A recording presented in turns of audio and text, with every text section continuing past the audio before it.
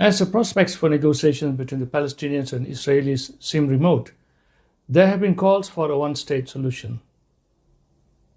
Is a one-state solution a possibility? No, I don't think so. In fact, I would say it is impossible, and here are the reasons why. The one-state solution is an idea that is promoted both by the Israelis and the Palestinians. On the Israeli side, it is called Greater Israel. Greater Israel envisages that the government of Israel today annexing the West Bank and Gaza into a single state administered by the State of Israel.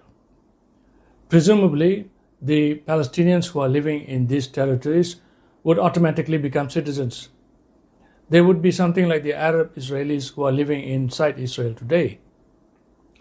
But there are also speculations that the Netanyahu government is pursuing another objective altogether.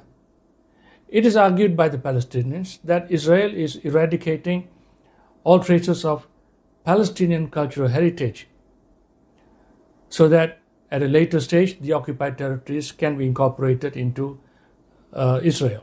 At this stage, this is purely conjecture, but media reports indicate that the Israeli forces have destroyed over 32 cultural centers and institutions, 12 museums, public libraries, religious shrines, and even cemeteries.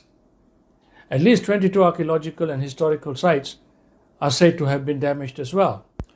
There is also an idea of a single state on the Palestinian side. This is articulated in the political phrase or slogan, "From the river to the sea." The PLO used this phrase in the 1960s. Today, Hamas uses it. In its latest charter, Hamas accepts the idea of a two-state solution, but it still maintains that it will not give up its claim to the whole of Palestine in the territory.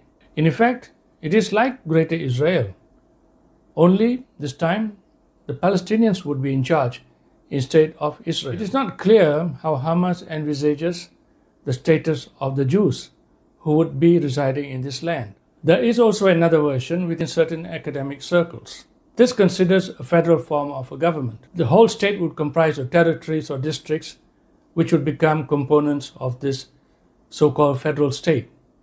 But when we look at it carefully, it is actually not a one-state solution. It is actually a stage that comes after the creation of two states. Therefore, we shall not consider this option in our discussion today.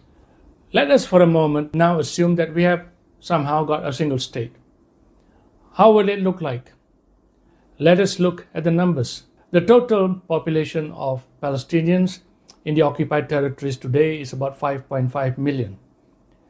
This comes from 3.3 million in the West Bank and 2.2 million in the Gaza Strip. On the other hand, the Jewish population of the State of Israel today is 7 million. In addition, Israel is also home to about 2 million Israeli Arabs. Furthermore, there are about 200,000 others who are regarded as non-Arabs. They are mostly made up of Druze and others. So, the greater state of Israel would start with 7.5 million Palestinian Arabs versus 7 million Jews. Can you see the problem? This would immediately pose an immediate problem because the state of Greater Israel would begin with the Jews being in minority. And this would not be tenable to the principle of Zionism, which talks about a homeland for the people of Jewish origin in which they would be a majority. Further, there is also a problem of widening population gap, as the fertility rate of the Palestinians is more than the Jews. Therefore, what will happen is that very quickly the Jews will become a minority in this new state known as Greater Israel. That is not all. There is another problem that has not been addressed.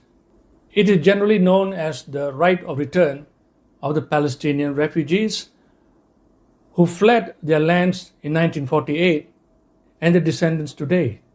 In 1948, the states that took in most of the Palestinian refugees were Jordan, Syria, and Lebanon. Today, according to UNRWA, there are about 3.18 million Palestinian refugees and their descendants in these countries.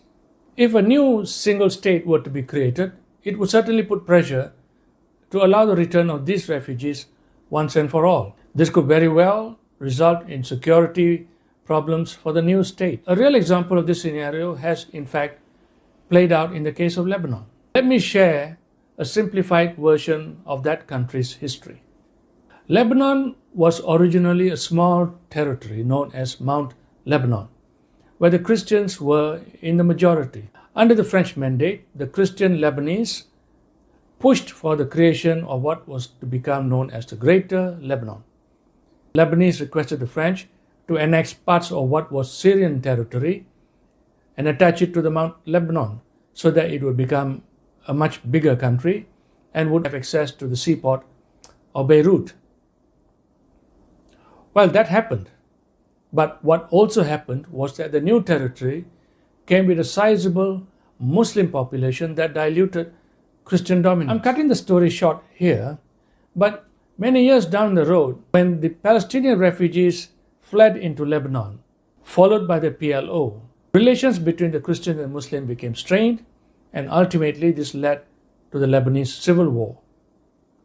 So history could very well repeat itself if a one-state solution is pursued in the present case here today. So then, what is the most feasible solution?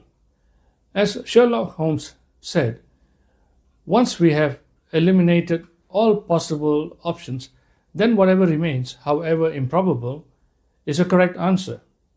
In our discussion today, we have eliminated the case for a single or a one-state solution. Therefore, what remains, however difficult it may be, is a two-state solution. What do you think? Please share your comments. Thank you.